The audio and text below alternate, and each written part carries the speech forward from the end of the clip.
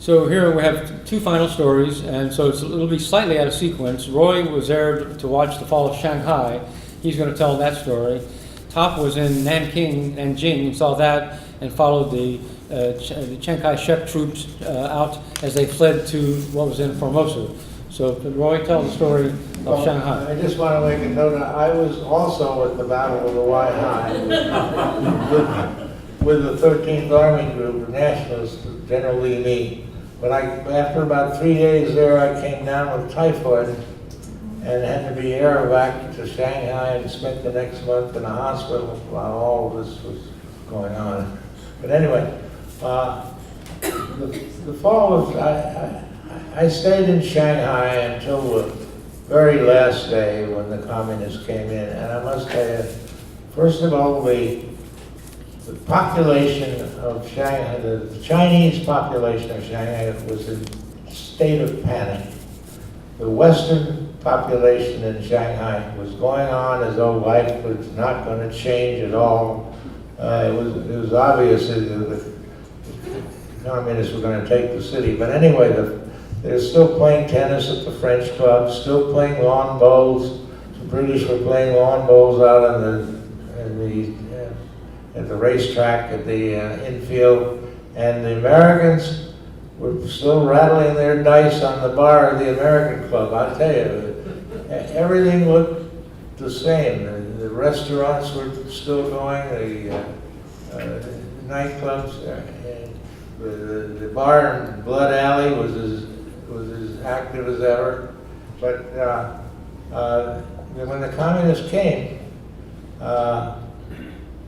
the people were really more impressed with them than I think they were with Shanghai. The communists came in with clean uniforms. The nationalists were fleeing, the soldiers were fleeing. They looked in terrible shape. They were all mud covered and everything. And the nationalists then went down to the river, to the Wangpu River, and started tossing their weapons into the river, trying to change clothes into civilian clothes, and didn't put up any resistance at all, even though the commanding general in Shanghai, Tan and Bo, said they were going to fight to the last drop of blood. Well, that's the way the nationalists always made great claims like that, what they were going to do, and then they didn't do it. But anyway,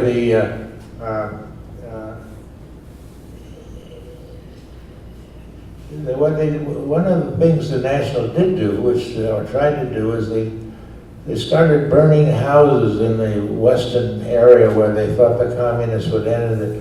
They wanted to open up a field of fire. Well, these houses were owned by very rich people like John Keswick, who was the managing partner of Jardines, and they all spoke, these Brits and Americans out there all spoke pretty good Chinese. So when the soldiers came to burn their houses, some of them got right out and said, "Hey, you're not going to do that," and the nationalists would go away. Anyway, I was there. So Roy, what accounted for that? Why couldn't the nationalists put up a fight? What was wrong with them? Why couldn't they put up a decent fight? They knew what was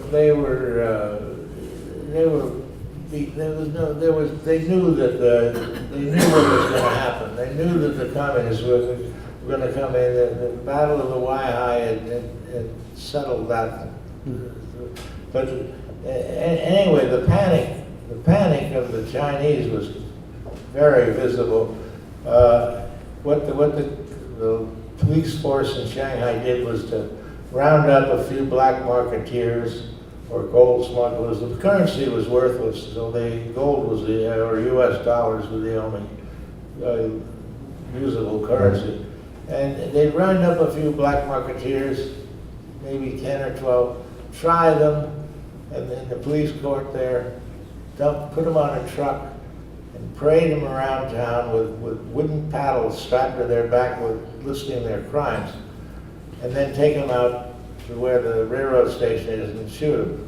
Well, Jack Burns, the photographer, and I were photographing these huge crowds. We're looking at the trials and watching these trucks go by with all these victims.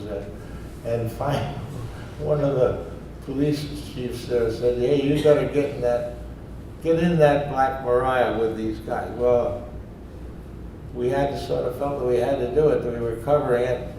So we got into one of the it was like a police van with grill on the side so you could look out with about 8 of these guys that were going to get shot. I'll tell you, it's the worst thing I ever did in my life.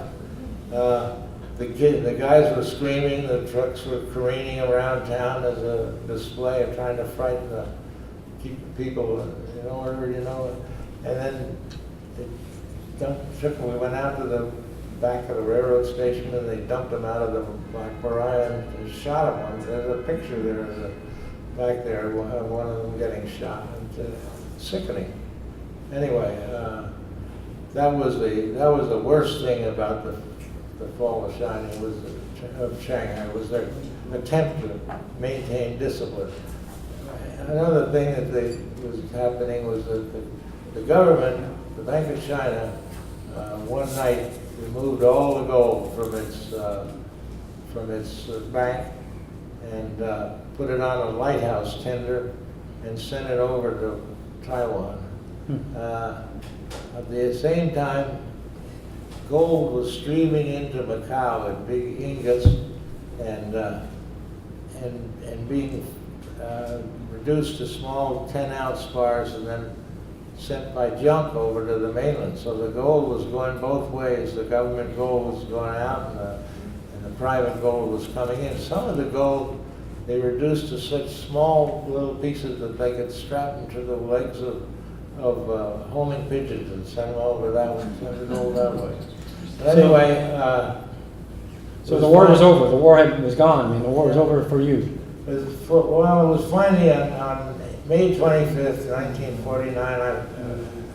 The communists were there and celebrating. The students were celebrating, and I felt very sentimental about leaving. I knew I had to go,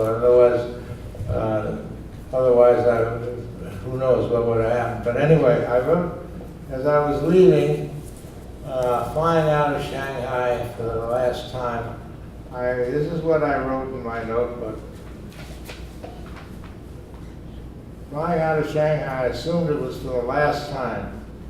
Goodbye, amazing city. It wasn't just the clash between East and West or rich and poor that set you apart, nor was it your cheap sex and other vices, or your rampant violence or inbred corruption.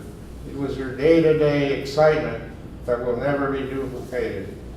Flashing through my mind were the words of that misplaced missionary who cried out, "If God endures Shanghai, he owes an apology to Sodom and Gomorrah." Silly preachers, they sent you to the wrong town. Shanghai, you were wonderful. No apologies needed. But you'll never be the same, and neither will I.